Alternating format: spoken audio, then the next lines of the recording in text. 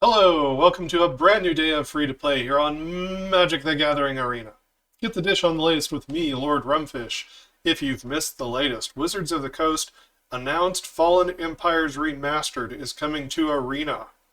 It's going to impact all of the formats, Timeless, Historic, Brawl, and yes, Standard. It is coming to Standard.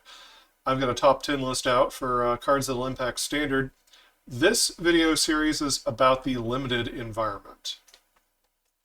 I'm already all the way to red. You can start at white to find out the draft scale system if you're not familiar. I'm going to dive right in. First up, we've got Brassclaw Orcs. Now, this creature would be one of the best aggressive drops of the format. It's a 3/2 for 3, which at the time in Magic that this was printed was a pretty big deal.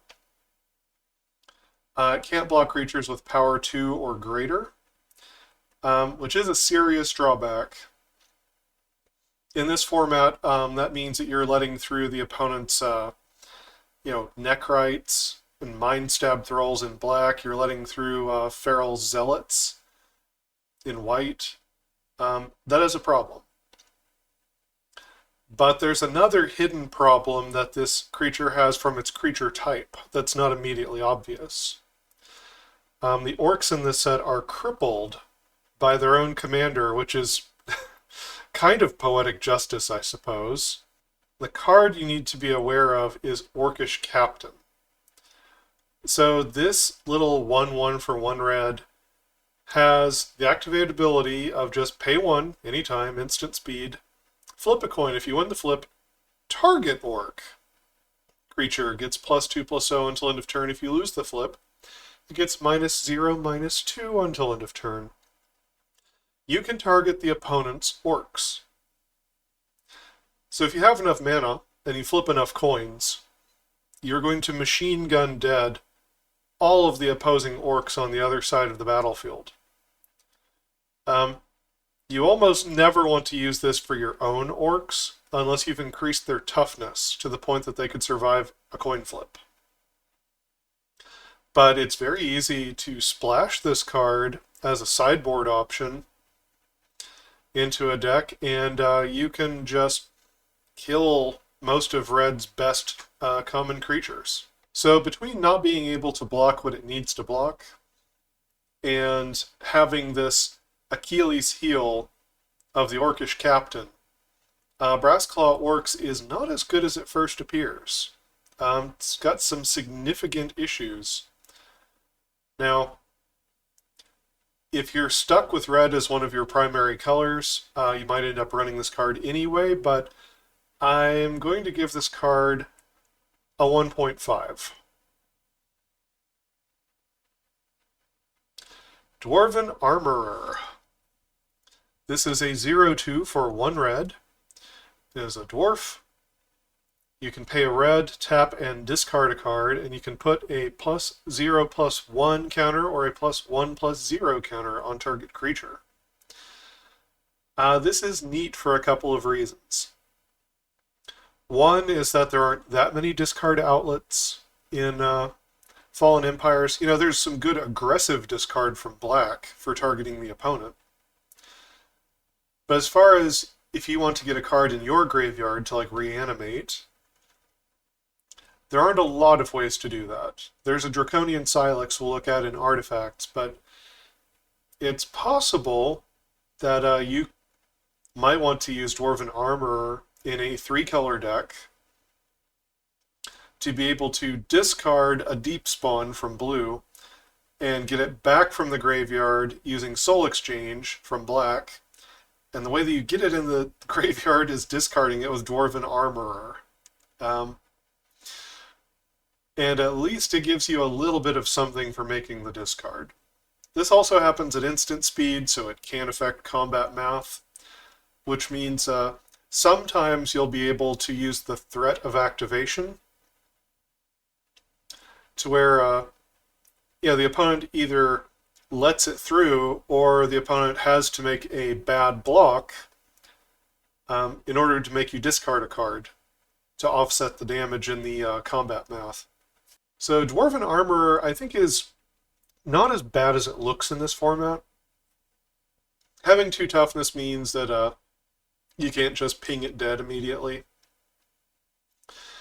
And it can grow your other creatures, and toughness in some cases might matter more here than power does. It's just good to be able to survive some of the onslaught and have good blockers in this format. Either way you go, though, Dwarven Armor can affect things for you at instant speed, and it gives you a discard outlet, which again is a way that you could make a soul exchange deck. I still don't think it's amazing. It certainly doesn't look as good in multiples. Of course, you can discard the extra copies because you've got a Dwarven Armorer. I'm going to give this card a 2.5. I think with how much it can affect combat math at instant speed, I think it's at least worthy of consideration. Dwarven Catapult. So this is one that you might not realize how bad it is if you don't read it carefully. This is a red and X. It's an instant. It deals X damage divided evenly, rounded down, among all creatures target opponent controls. Rounded down. So when you've got 2 mana, you can deal 1 damage. If the opponent has 1 creature with 1 toughness, then that'll kill it. And you should probably go ahead and cast it, because things only get worse the more creatures they get on the battlefield. Dwarven Catapult is best to cast early, as early in the game as you possibly can. If there's anything over there that you can kill with it, you need to go ahead and get it out of your hand. Because if the opponent starts going wide, they get a bunch of creatures on the board, pretty soon your X damage divided evenly is going to round down to 0. And that's the big problem with this card.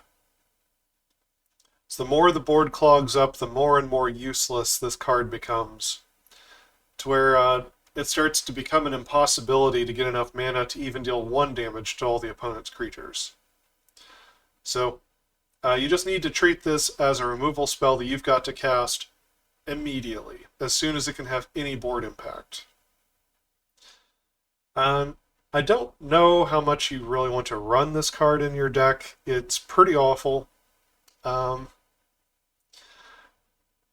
I think I would give this about a 1.5.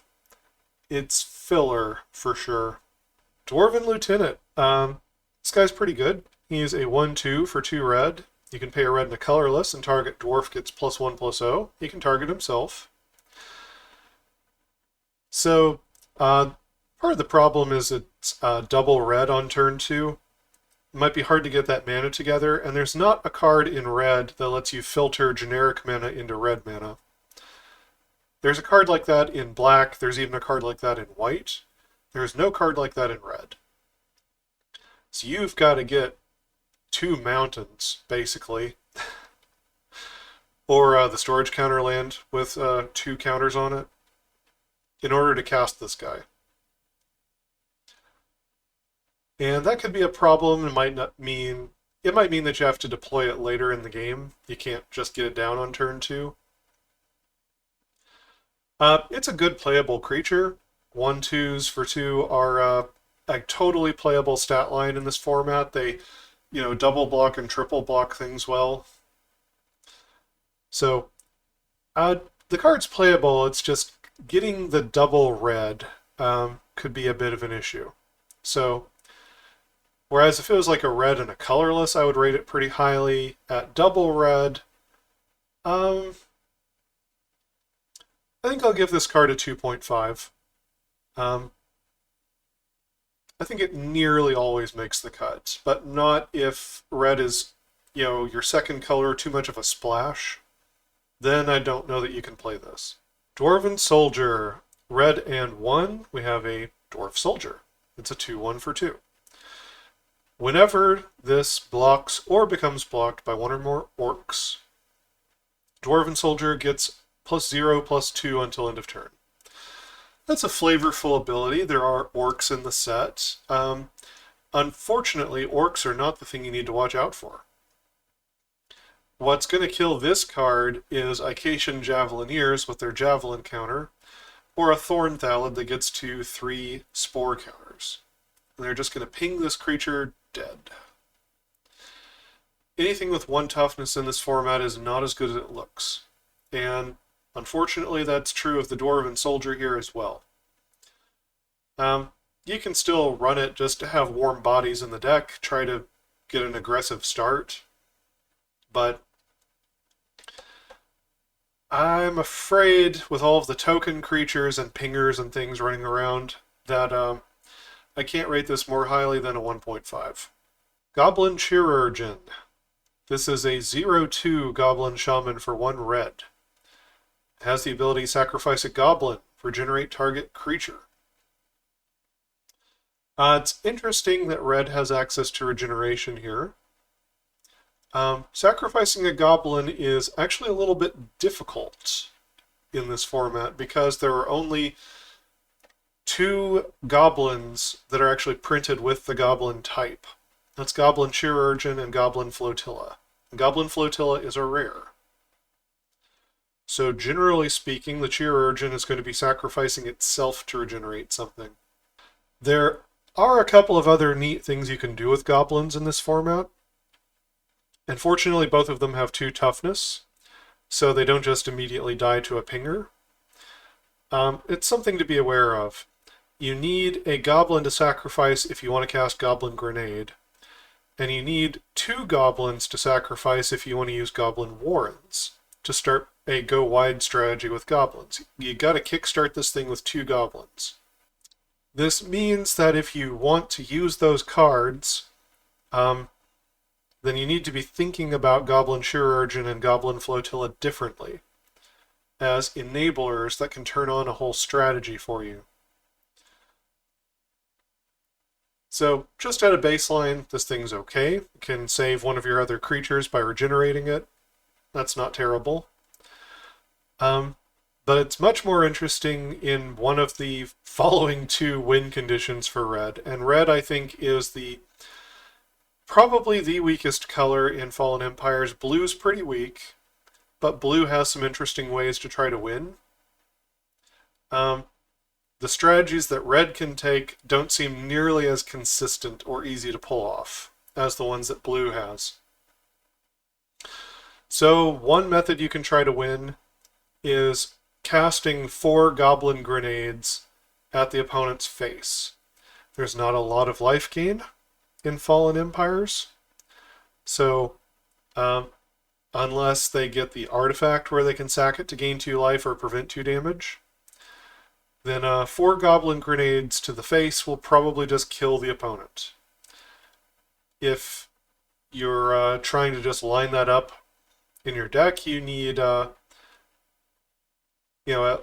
least 1 mountain. You need at least 4 Goblin Chirurgeons and 4 Goblin Grenades. Or 3 mountains and some combination of Goblin Flotillas and Goblin Chirurgeons. That's a lot of cards that all have to line up just so to be able to deal 20 to the opponent. If red was completely open, and honestly most people can't make good use of Goblin Grenade because red's one of the weaker colors of the format, so it's not impossible that you could draft this ridiculous deck. But it would still not be that easy to pull off. You still have to draw the right cards in the right order and survive long enough to do it. The other thing you can do, which I think is a little easier to pull off, is to get 2 goblins. Chirurgeon's a common. And start making goblin tokens with the Goblin Warrens. As long as you keep at least 2 goblins out there, then you can sack 2 to make 3. And this is, it's mana intensive, but it's a go-wide strategy that red has access to. And then, over the course of a long game, as long as you get enough mana, you can just keep making as many goblins as you want. You can give your goblins menace. You can eventually give them flying. And in a deck like that, you're probably also running Goblin Grenades, so you can deal some damage to the opponent's face and possibly remove some creatures. Most of the colors don't have access to good spot removal. So this weird niche Goblin Warrens, Goblin Grenade deck is one of the only decks that really has access to spot removal that's worth playing. It requires setup. It can be disrupted, if you're up against a white opponent, they get an early start and start picking off your goblins with feral zealots. The game could be over before it's really begun. But if you can stall the board and just start making a bunch of goblin tokens, then that's a reasonable strategy to eventually get in with a bunch of goblins that have menace or flying, finish things off with some goblin grenades. It's not an amazing strategy, but it could win.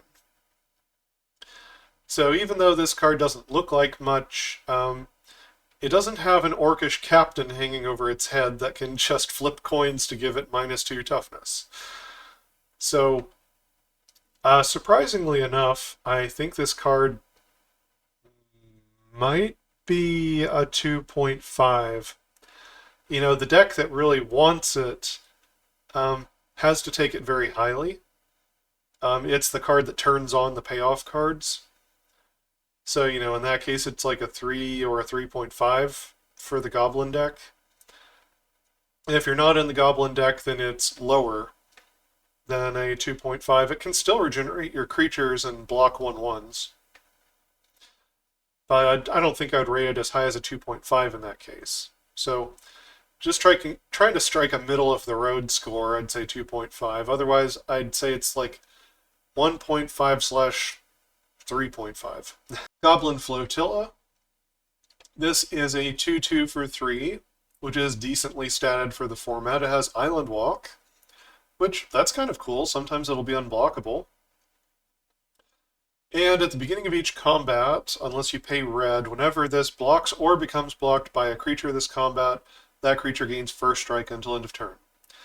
So it's got a downside. The downside taxes you a red if you anticipate, tangling with another creature in combat. 1 red is not that expensive, though. And Island Walk means that sometimes the opponent's going to have an island, and you don't need to pay the red. This can just get through unblocked and just keep getting in for 2.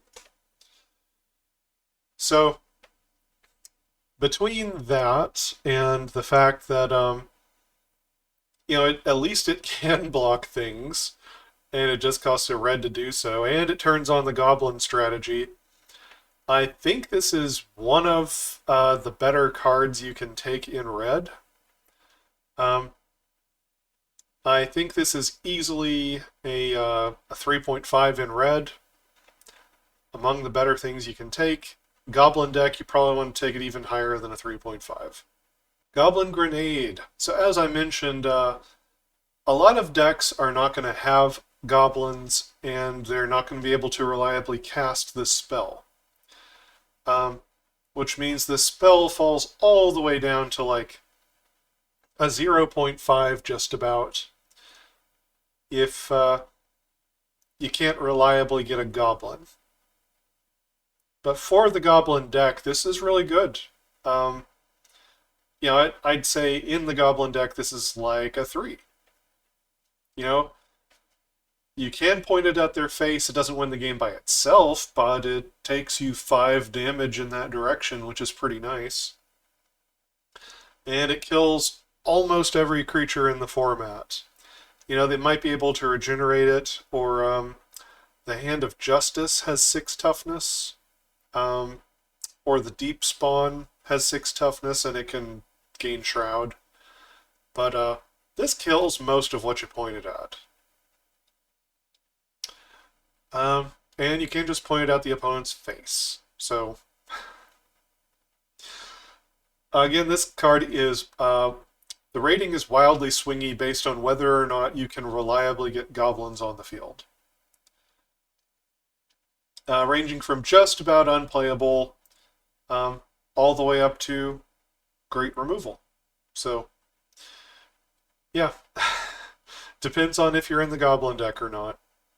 0.5/3. Goblin Kites. This is an uncommon enchantment. 1 and a red. As the activated ability, pay 1 red. Target creature you control with toughness 2 or less. So be careful if you've been using the Dwarven Armorer to pump the toughness of things. It can actually stop them from being able to use the Goblin Kites. But a creature you control with toughness 2 or less gains flying until end of turn. You flip a coin at the beginning of the next end step, and if you lose the flip, you sacrifice that creature.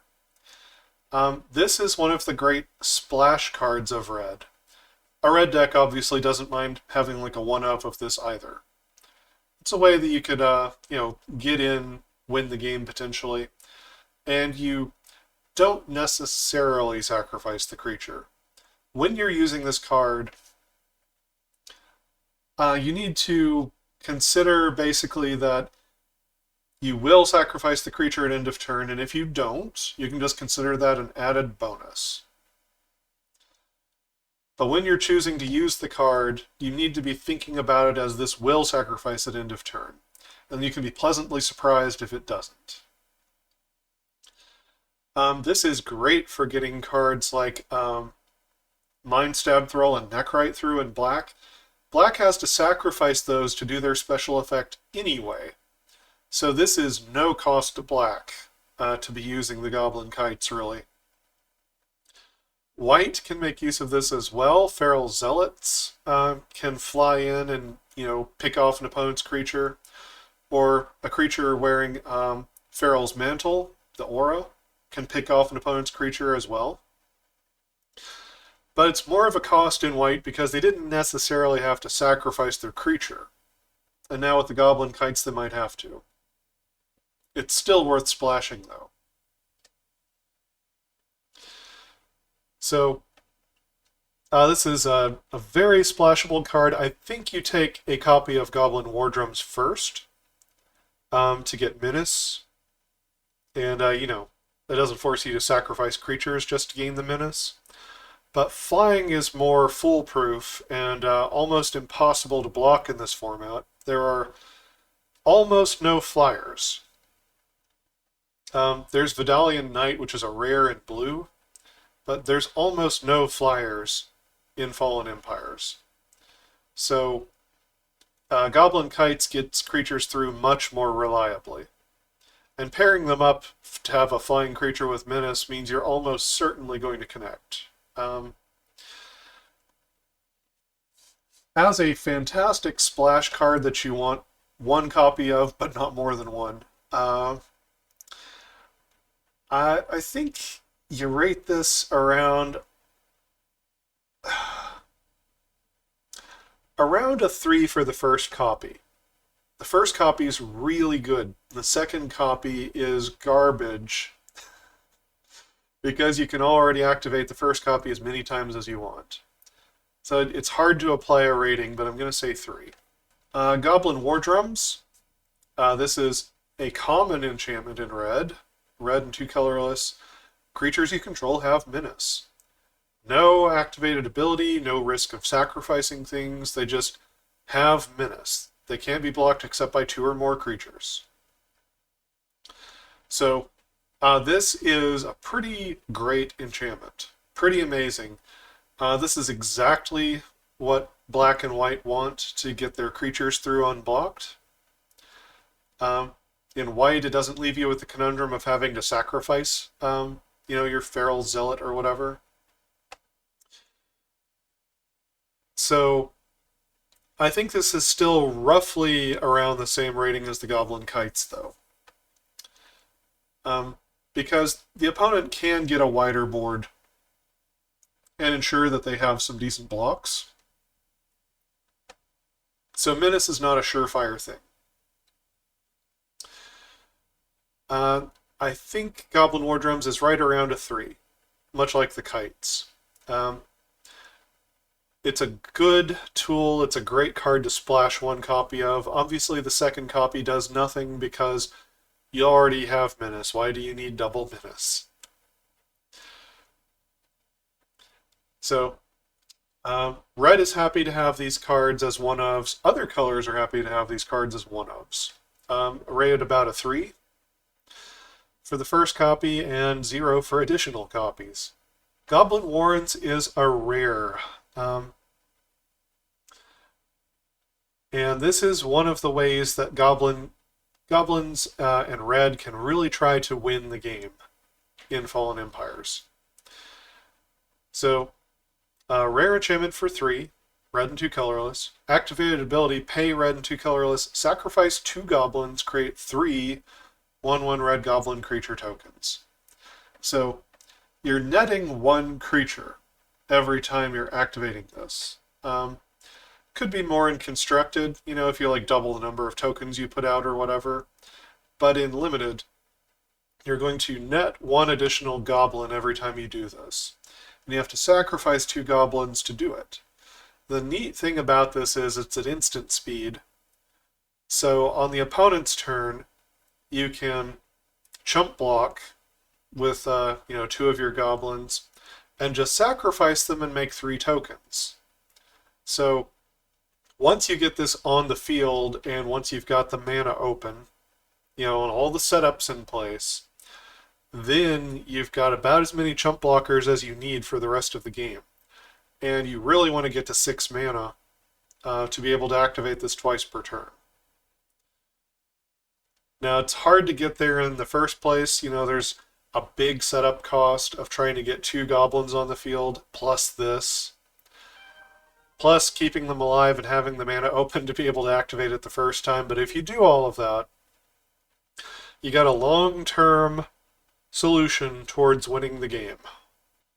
I don't know that it's better than what the other colors are trying to do, but it's something that red can do that could potentially grind out a long game and win in Fallen Empires Limited. So I think this is just the crucial key card of the Goblin deck. And once you can turn this thing on and keep netting goblins, then you've got plenty of fodder for the Goblin Grenades. You take this more highly than the Goblin Grenades because this turns on those Goblin Grenades, as long as you can get it started. So in the Goblin deck, this is like a 4. And if you are not doing the Goblin deck, if you're just splashing red, then this is like a 0. Because you're not going to have 2 goblins to sacrifice. Orcish Captain. So the funny thing about this card is that it's good for the people who are splashing red. Not amazing, right? They don't want to deploy it onto the field because it'll just die to a pinger. But it's not bad to have 1 copy of this that you hold back in your hand on the off chance that you're going to be able to machine gun dead an opposing red deck's orcs. Right, you can pay 1 mana and flip as many coins as you want, and even if some of them win and they get +2 power, all it takes is 1 flip to lose 2 toughness, and you've killed one of the opposing orcs. Because of the existence of this card, it kind of invalidates the orc deck as a strategy. And you almost never want to play this proactively with your own orcs, because you have to get their toughness up to 3, or else you're probably just killing your own army.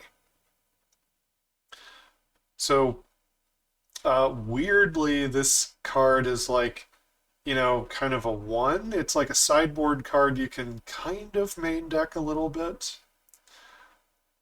Has a little bit of marginal utility for orcs. But it's better to splash it for someone who's actually not trying to do the orc strategy, which is really weird. Orcish Spy, 1/1 for 1 red, Orc Rogue. Tap, look at the top 3 cards of target player's library. You have to put them back in the same order. This card is interesting because it gives you information, but it's useless in this format. It just dies to the pingers. It also just dies to the Orcish captain. And a 1/1 doesn't actually trade well with all of the tokens and pingers of the format. It's just not what you want. This card's like a 0. Orcish Veteran, this is a 2/2 for 3. It's not a bad stat line. It can't block white creatures with power 2 or greater. At least this can block black creatures with power 2 or greater. Being able to block the Neckrite and the Mind Stab Throw, plus you can pay a red and give it first strike until end of turn. If you're up against a black deck that doesn't have pingers and it doesn't have Orcish Captain, this would hold the ground for you pretty admirably against black. So this creature's not useless in the format. Unfortunately, the existence of Orcish Captain makes this a lot worse. And not being able to stop the Feralite Zealot or a white creature with Feral's Mantle also makes it a lot worse. I think you can run it. It's not terrible against green. It's not terrible against blue. It's not terrible against black. So I think I could give this a 2. You know, it's situationally useful against some decks, terrible in other situations. Next up, we've got Org. This is a rare, 2 red, 3 colorless. It is a 6/6 trampler. Big, especially for the mana cost. It can't attack if defending player controls an untapped creature with power 3 or greater. It can't block creatures with power 3 or greater. So, Org is not bad. It's always a reasonable blocker in this format, because being able to block any creature with power 2 or less is most of the creatures in the format. And it wins. It wins those combats. You know, trying to get one of the first strike Pump Knights up to the point that it could first strike the Org dead. How much mana would that take? Right? It's one mana to give the thing first strike, and then it'd be an additional 8 mana to give it +4 power. It would take 9 mono-colored mana for one of those Pump Knights to get first strike and first strike the Org dead. Now, you can pump it once to give it power 3, and that gets it past the Org. You can also pump it on defense, and the Org can't attack. So, most of the other creatures in the format don't have 3 power. There are some that do. But there's a decent amount of time that Org can attack, and then later in the game, if they have creatures or the ability to get 3 power, Org just sits around as a totally reasonable blocker on your side of the field. You can't rely on it to win the game for you. You know, the opponent could definitely get you in a position where it can't attack anymore. But it's a good, solid blocker. It's a stabilizing presence for you, and sometimes it can attack.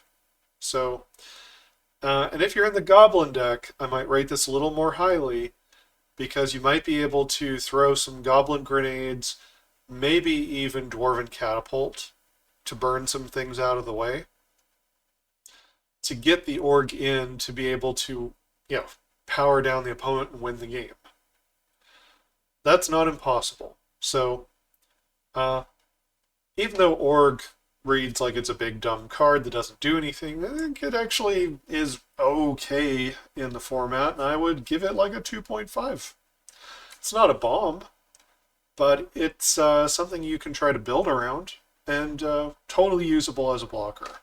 Finally, we're going to end on Raiding Party. This is an uncommon enchantment. Can't be the target of white spells or abilities from white sources. It costs a red and 2 colorless. It has the activated ability Sacrifice an Orc.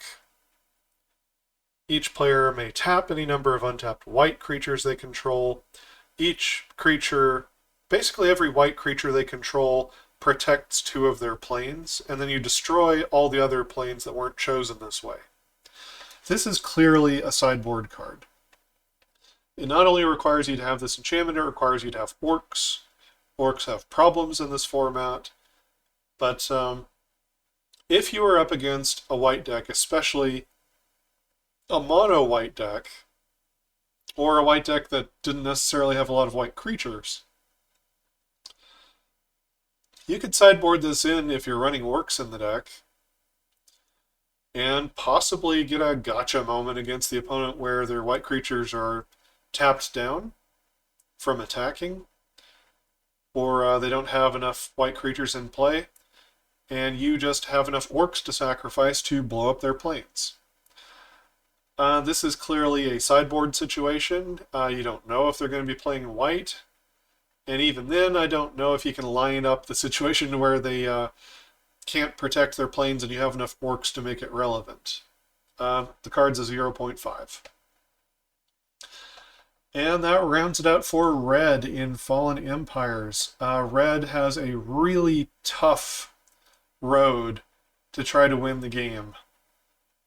It's got to get a critical mass of goblins to power up Goblin Grenade and the Goblin Warrens.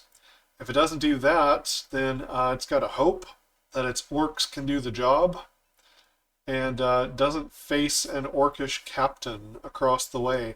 In the meantime, it'll have trouble blocking, which is a big problem, especially against white, because Feral's Zealot and Feral's Mantle, those can just kill your creatures for free. All they have to do is just, get in unblocked, not do their combat damage, and they can just pick off your creatures without sacrificing or anything, and that's terrible. So red's got a hard time of it, but it does have strategies it can try to win.